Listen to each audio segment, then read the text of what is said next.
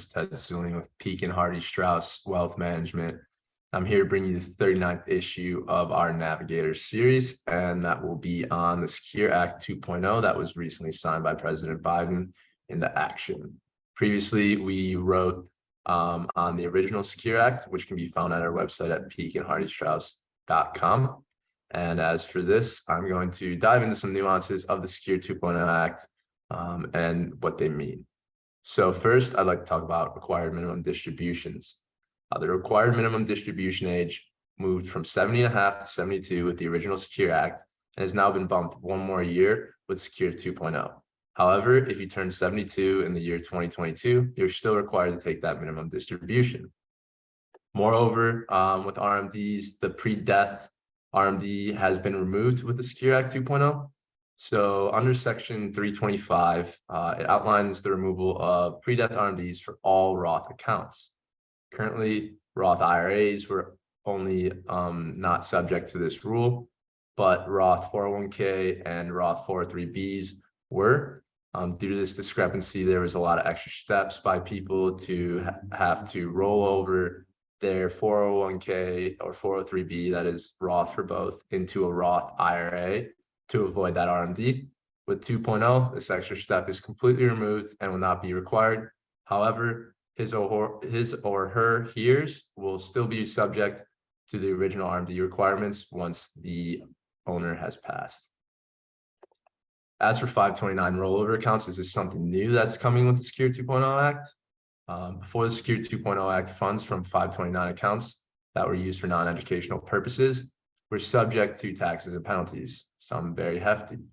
Under 2.0, 529 accounts and their beneficiaries can now roll over an aggregate amount of $35,000 from the 529 account into a Roth IRA.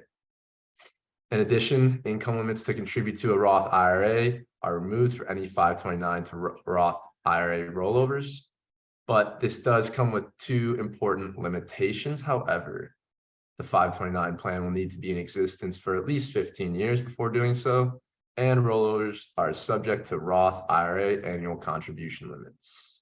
Despite these limitations, this is a sensible change that definitely increases the flexibility of 529 plans because before they didn't really have much. As for catch-up contributions, before Secure Act 2.0, if you are 50 or older, you can make an additional $1,000 contribution to an IRA, resulting in an aggregate contribution limit of $7,500. And Section 106 of the Secure Act 2.0 continues this limit, but will now account for indexing factors such as inflation and other things. In Section 107, it includes a specific catch-up limit for people aged 62, 63, and 64. Starting in 2023, if you fall into one of these ages, you can make an additional $3,500 annually to a retirement plan, resulting in an aggregate contribution limit of $10,000. There are stipulations with this, however. Currently, catch-up contributions can be placed into either traditional IRA or Roth IRA accounts. The new requirement under 2.0 abolishes this flexibility, making all of the contribution catch-ups subject to Roth taxes. If you do make under $145,000, however, during the previous year, traditional or pre-tax IRA catch-up contributions will still be allowed. Another thing for small businesses is the simple and SEP IRAs are not available on a Roth basis. However, with this new law, it would add a nuance that small businesses would now be allowed to offer Roth accounts for their simple and SEP plans for employee and employer contributions. This option is not automatic, leaving the final decision to the plan and the employee, though. That's something important to keep in mind. As for the employer matching, the Secure Act 2.0 will now allow employers to let participants receive their 401k, 403b, and 457b matching contributions on a post-tax or Roth basis. This treatment will be seen as preferential for people who have a lower income bracket for preferential tax benefits.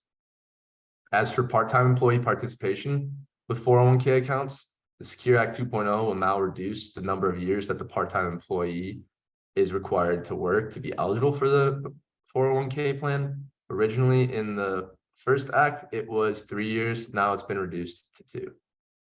Lastly, I'd like to talk about the reduction in excise tax and penalties. Under Section 302, the penalty for a failure to take an RMD has been reduced from 50 to 25% of the missed RMD amount. If a failure to receive an RMD from an IRA is corrected in a reasonable amount of time, defined as written in the law, the excise tax is further reduced then from 25 to 10. So there's a huge penalty reduction. The Secure Act 2.0 may have some implications for your retirement account strategy, depending on your age, income, tax bracket, employment situation. If you'd like to better understand the implications of this law on your financial plan, or if you have any questions about the Secure Act 2.0, please contact your Pekin Hardy Strauss portfolio manager to discuss this topic. Thank you everyone for watching, and we hope you enjoyed this video.